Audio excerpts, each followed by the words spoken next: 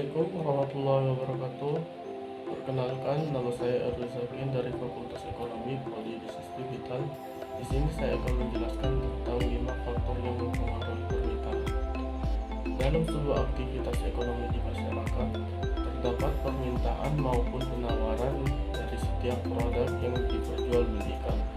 Permintaan terjadi karena keinginan konsumen atas berbagai barang yang diperlukan atau diinginkan. Bukan hanya ingin saja, tetapi diiringi dengan kemampuan untuk membeli barang tersebut atau disebut purchasing power. Hal ini telah dijabarkan lebih luas dalam teori permintaan yang dibahas dalam ilmu ekonomi mikro. Teori permintaan adalah salah satu teori yang digunakan untuk menjelaskan hubungan antara pembeli dengan penjual. Ia menjelaskan sifat dari permintaan pembeli pada suatu komoditas barang maupun jasa.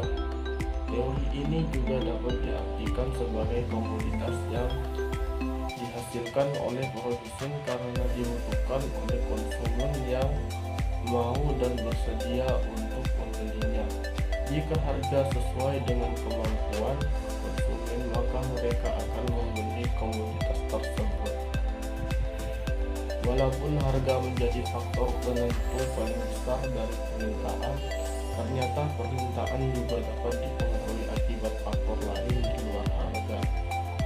Oleh Granit Dialog dijabarkan faktor penting di luar harga yang dapat mempengaruhi permintaan, di antaranya harga barang lain yang terdiri dari barang pengganti, barang pelengkap, serta barang netral pendapatan para pembeli yang terdiri dari barang inferior, barang esensial, barang normal, serta barang mewah.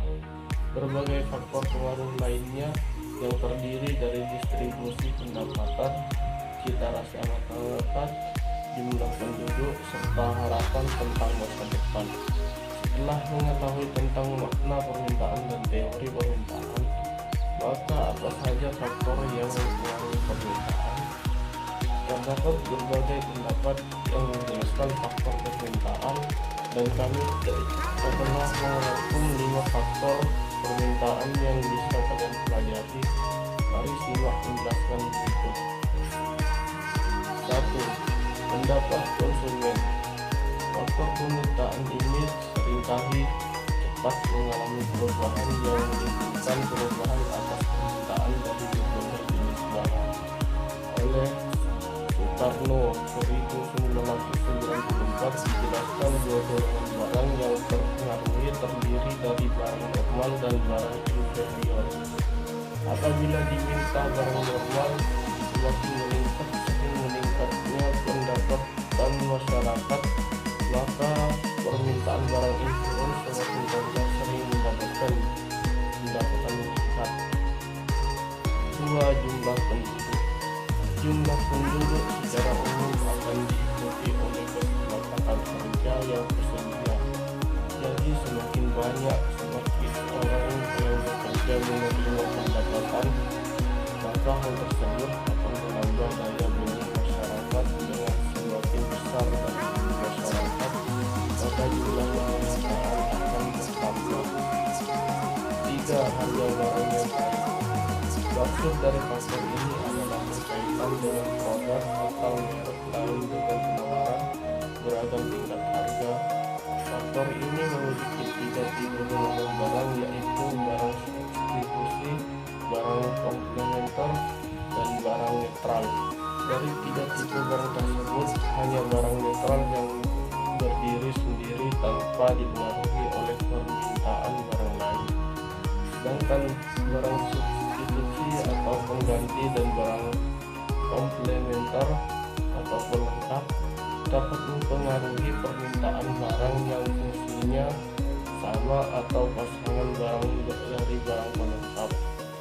4. Selera konsumen. Dalam faktor permintaan ini, semakin tinggi selera konsumen mengenai sebuah barang, semakin tinggi pula permintaan dari barang tersebut. Untuk mengetahui selera konsumen dapat melihat indeks preferensi konsumen. Indeks ini dapat berubah atau diperbarui setiap saat berdasarkan survei tingkah laku konsumen terhadap sebuah barang yang bersangkutan. 5. Prediksi masa depan. Faktor yang terakhir ini juga mempengaruhi permintaan. Contoh dari ramalan masa depan ini seperti tentang kenaikan harga sebuah barang di masa mendatang. Karena itu konsumen mulai membeli barang tersebut lebih banyak di masa sekarang. Permintaan secara sederhana muncul karena ada keinginan untuk membeli dan kemampuan untuk membeli. Dengan memahami berbagai permintaan tersebut dalam mekanisme pasar, maka kalian telah selangkah lebih maju memahami ilmu ekonomi mikro.